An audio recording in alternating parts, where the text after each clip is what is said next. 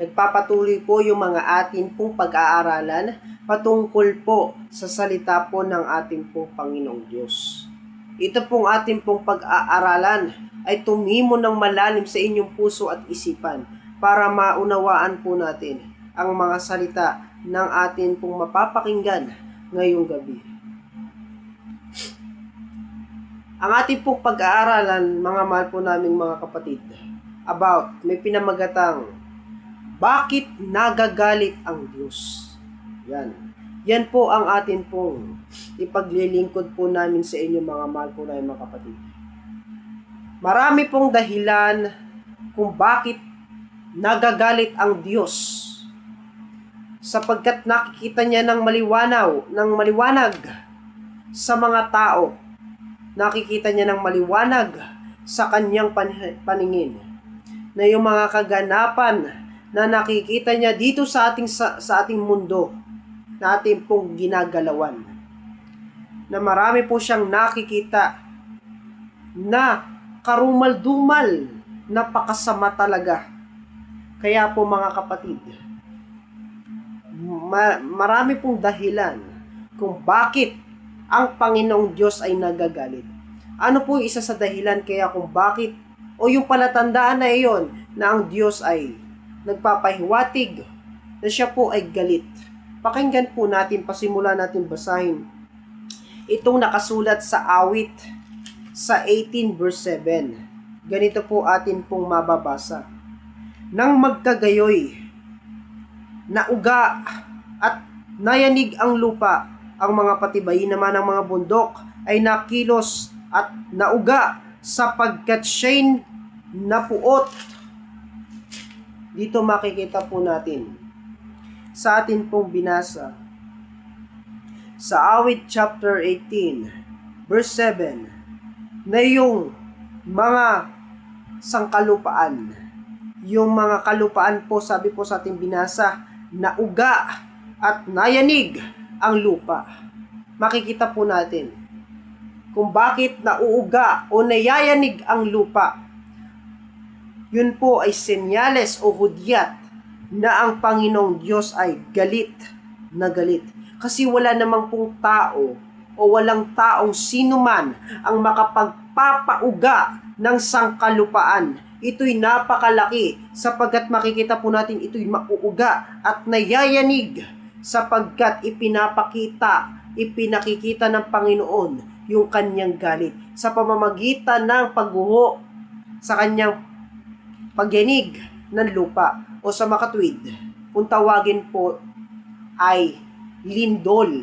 Yung mga kaganapan sa bawat lindol na atin pong nararanasan at nararamdaman, ito po'y senyales na ang Panginoong Diyos ay galit na galit.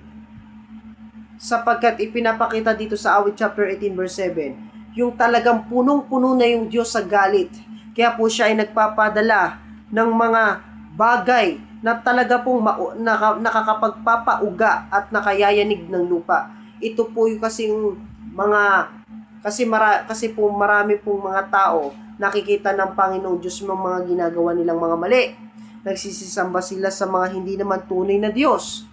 At marami pang gawa silang mga ginagawa na ng mga labag sa mga aral ng ating Panginoong Diyos. Kaya po ang Diyos ipinararamdam niya yung kanyang galit sa pamamagitan ng mga bagay na mga material.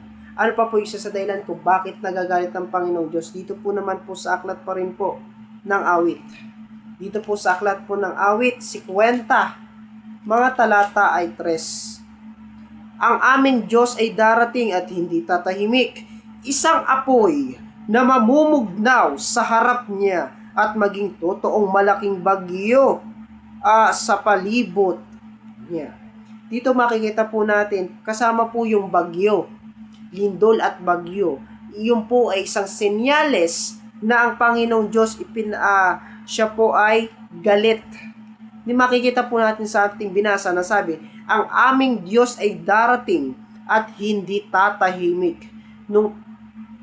Dito po mga kapatid, makikita po natin, kapag once na dumating ang Panginoong Hesus na dito sa ating mundo, siya po ay magpapaulan ng isang apoy na mamagmumugnaw sa harapan niya upang yung isang taong masama ay malipol ng Panginoon sa pamamagitan ng isang apoy na siyang lilipol sa mga taong masasama.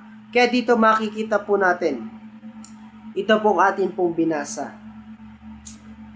na ang Diyos ay darating, subalit hindi po siya darating na para lang akayin o kunin yung mga banal, kundi bukod sa kukunin niya yung mga banal, siya po ay naghanda ng isang apoy na kanya pong ipagtutupok sa mga taong masasama upang lipulin niya sa pamamagitan ng apoy, lipulin niya yung mga taong masasama sa pamamagitan ng kanyang mga apoy sa kanyang bibig. Makikita po natin mga kapatid sa atin po mga unang bahagi natin po binasa at dito po sa pangalawang ating binasa na ipinapakita po na yung galit na mayroon ang Panginoon Diyos. Sapagkat hindi naman po magagalit ang ating Panginoong Diyos kung wala pong malaking dahilan. Kaya po siya nagagalit sapagkat mayroon pong malaking dahilan. Ano pa po yung isa sa dahilan? Napakalaking dahilan kung bakit nagagalit ang ating pong Panginoong Diyos. Dito po sa aklat po ng ikalawang Kronika, chapter 34. Ikalawang Kronika, chapter 34, verse 25. Ganito po ang atin pong mababasa. Ikalawang Kronika, chapter 34, verse 25. Pakinggan niyo po. Sapagkat kanilang pinabayaan ako at nagsunog ng kamangyan sa ibang mga Diyos upang mungkahiin nila ako sa galit ng lahat ng gawa ng kanilang mga kamay. Kaya't ang aking pag-init ay nabugso sa dakong ito at hindi napapawi. Dito po mga kapatid, sa atin pong binasa, napakaliwanag po na yung mga taong nagpabaya sa magagawa ng ating Panginoong Diyos at yung mga taong ang kanila pong sinusunod kundi yung sa kanilang mga sarili. Ang sabi po sa ating binasa, sapagkat kanilang pinabayaan ako. Ano pa? At nagsunog ng kamangyan sa ibang mga Diyos upang mungkahin nila ako sa galit.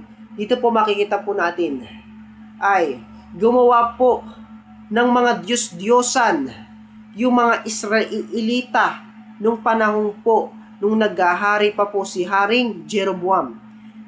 Yung mga Israelite ay gumawa ng mga Diyos-Diyosan upang mungkahiin nilang Diyos sa galit, upang gusto nilang makita na magalit ang Diyos sa kanila. Kaya sila po ay gumawa ng ibang mga Diyos. At sinabi po sa ating pong binasa, sapagkat kanilang pinabayaan ako. Sa halip, hindi po nanawagan, hindi po nanindigan sa aral o sa mga kalooban ng ating pong Panginoon Diyos. Sa halip, ang kanila pong sinunod, yung kanilang mga isip, yung kanilang mga kakayanan, sa halip na ang Diyos ay paglingkuran. Kaya makikita po natin mga kapatid, kaya po ang Diyos ay galit na galit sapagkat iba po ang kanilang sinasamba, kundi yung mga Diyos-Diyosan na mga ginawa lang po sa lahi ni Asyera. Yan po yung mga Diyos-Diyosan sa mga lahi ni Asyera. Yan po ang ginawa ng mga Israelita at yan po ang nag-udyok o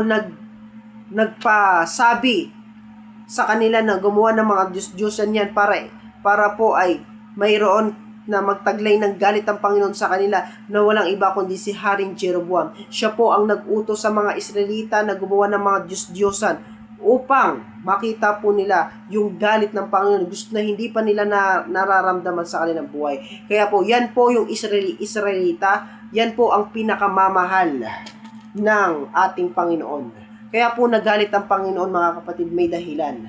Sumamba po sila sa mga Diyos-Diyosan. Kaya yung mga Israelita ay nagkawatak-watak na sa kanila pong mga pamumuhay. Kaya mga kapatid, makikita po natin dito po sa ating pong binasa yung mga uri kung bakit nagagalit ang ating pong Panginoong Diyos. Sa halip, gusto ng Panginoong Diyos ay makita lang. Ang gusto lang po kasi ng Panginoong Diyos ay makita po tayong sumusunod sa kanyang kalooban.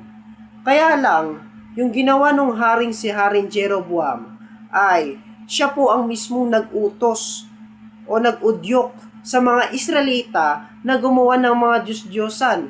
Kaya, alam niyo mga kapatid, kung babasahin niyo yung unang hari, chapter 14, verse 9, yung po yung patungkol kay Haring Jeroboam na ginawa siya ng hari ng ating Panginoong Diyos. Ipinagkaloob sa kanya lahat. Subalit siya pa yung siya pa yung unang-una na gumawa ng masama. Unang-unang gumawa ng masama sa lahat ng kanyang nauna. Sa mga tuwid, sa lahat ng lingkod ng Panginoon, siya yung unang-unang gumawa ng masama. Kaya lang po mga kapatid, naging masama yung mga Israelita sa paningin ng ating Panginoon sapagkat sila po ay sumamba na o naglingkod sa mga Diyos-Diyosan na mga ginawa lang po sa lahi ni Asyera. Makikita po natin kung bakit nagagalit ang Panginoon Diyos sapagkat mayroong malaking dahilan. Napakalaking dahilan kung bakit ang Panginoong Diyos ay galit na galit sa mga tao at nagpapaulan at siya po ay sa pamamagitan ng kanyang galit, makikita po natin yung galit ng Diyos, ipinapakita niya sa pamamagitan ng mga senyales o mga hudyat o sa pamamagitan ng mga lindol, bagyo, daan po niya dinadaan yung kanyang galit. Kaya makikita po natin kapag tayo po ay nakakita o nakararanas uli, mga kapatid, ng lindol o bagyo, yung po ay senyalis ng Diyos ay galit. Yan po mga kapatid. Naway sana naunawaan nyo ang ating pong talakayan na ating pong binasa. Naway ito'y tumimo ng malalim sa inyong puso at isipan at ang bawat salita ng Panginoon ay tumimo sa ating pong mga puso upang ito'y lumago, magpatuloy sa ating pong Panginoong Diyos. Kaya mga kapatid, huwag po tayong mawalan. Anumang kaharapin natin sa ating problema sa buhay, anumang pagsubok sa ating buhay, huwag po tayong manghihina, mandulupaypay sa halip. Magpakatatag tayo, magpakalakas ng loob para po tayo ay sabay-sabay po tayo makasunod, maglingkod ng nararapat sa harapan ng ating Panginoong Diyos. Hanggang dito lang po mga kapatid, sa na po na unawaan niyo po lahat ng ating pong binasa. Salamat po sa inyo pong mahal mga kapatid.